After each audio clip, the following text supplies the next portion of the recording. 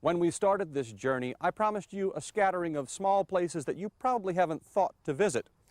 Our final selected corner is a secret sight to behold, and a magnificent one as well.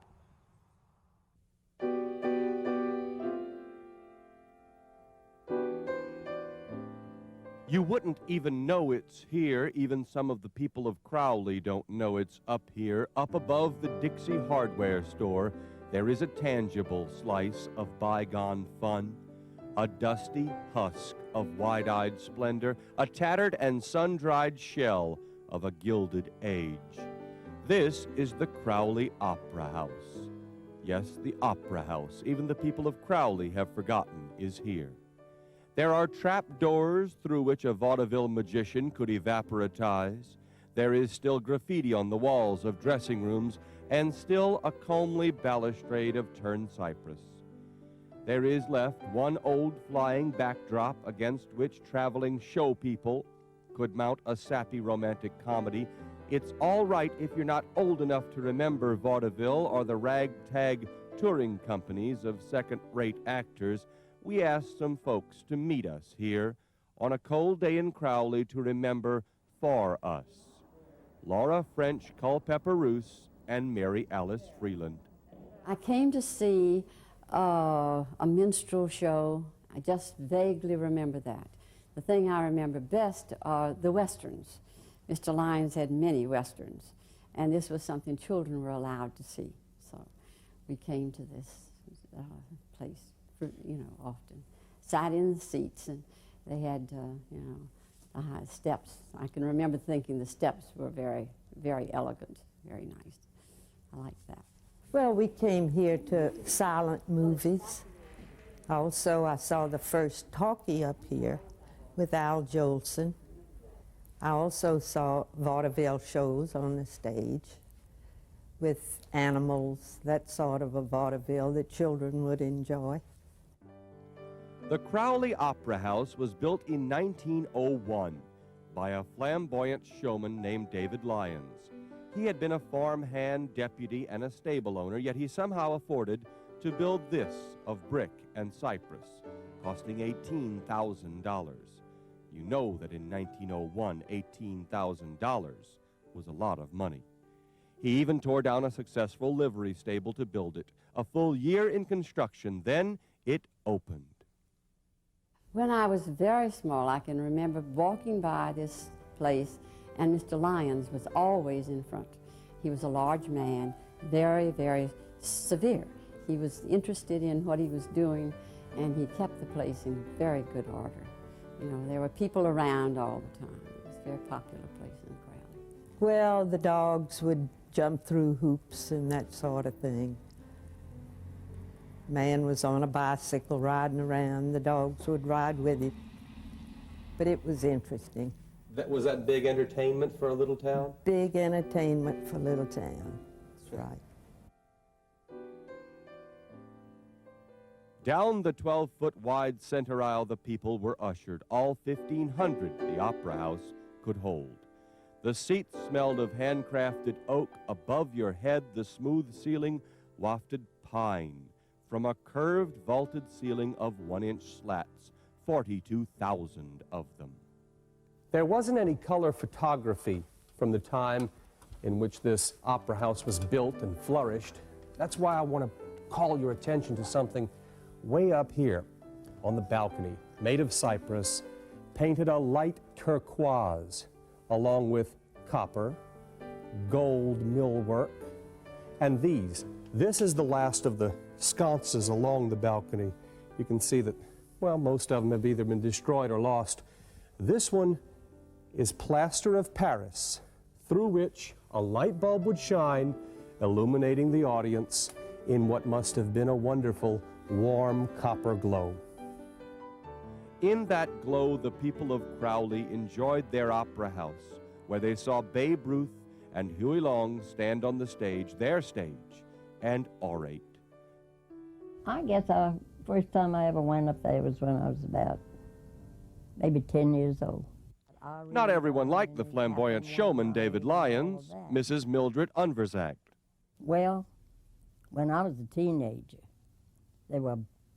beautiful winding stairs that went up.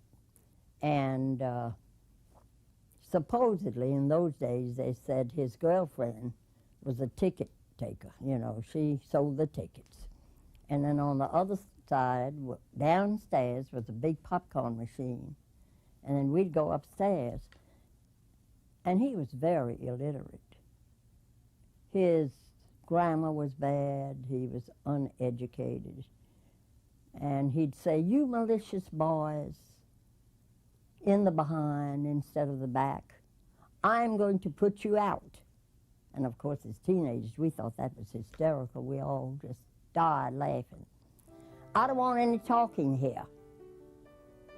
But it was beautiful. I mean, they had movies later on, but you see, between Houston and New Orleans, this was a wonderful stop-off place.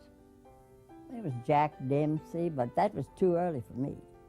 I don't remember that, but I know that's in the history. Jess Willard, then they had Irene Dunn, and they had real big shows that came in. But my vivid memory is the home talent. They had minstrels, where the white men blackened their faces, you know, and they had big minstrels, real good. And a friend of mine wasn't married then, and she played the piano, and another girl sang. We thought that was absolutely fantastic. The box seats on each side, you would have to buy special tickets for that.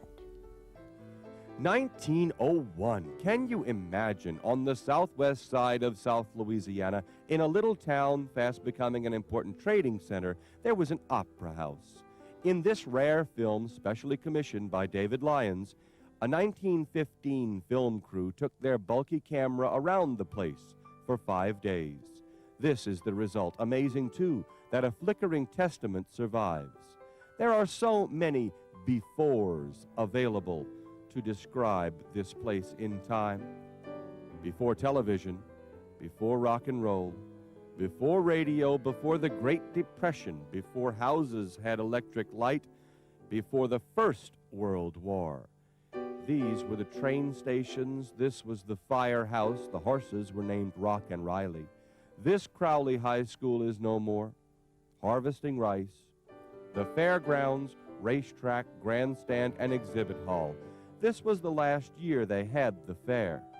5 cents bought a dance for charity. Segregation, oh yes, and some on both sides proud of it. On this day, a Wild West show complimented the stage show at the Opera House. This is how long it has been that Crowley has had such a theater. In 1946, it closed.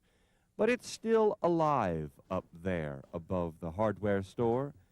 There are the hangers-on. Diane Reich Huffpower is far too young to remember any of the shows, has never seen a movie here, yet she occasionally drops in just to feel the history. Do a lot of folks know what's inside here? Quite a few people. Just word of mouth, mainly. I don't know that many people have toured it, actually, or actually walked through here.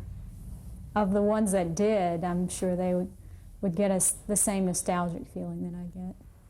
It's an incredible piece of history. Now, what do you mean by nostalgia? Because you're not old enough, I'm not old enough to remember these vaudeville acts or even the movies that played here.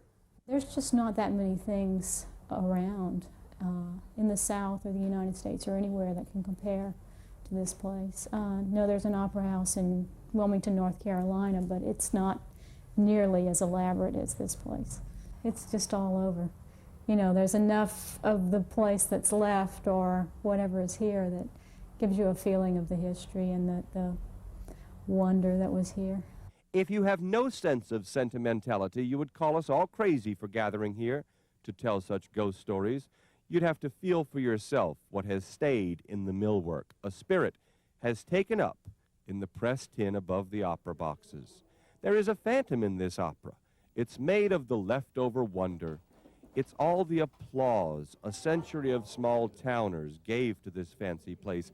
That feeling remains. Well, I think it's extraordinarily attractive. It's very reminiscent of the time.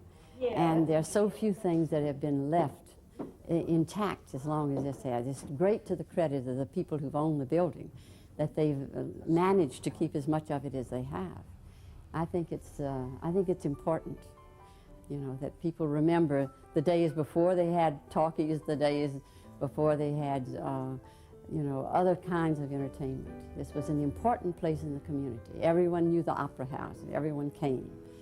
And I think it's important that we, you know, keep those memories. Well, I just have enjoyed coming back and seeing it again. It had been years since I'd been up here. And I thank you. A spattering of applause has stuck to these walls like paint on wet fresco, like a haunting sorrow remains in a beloved house you can't stand to leave behind. Applause and sorrow that the show is over.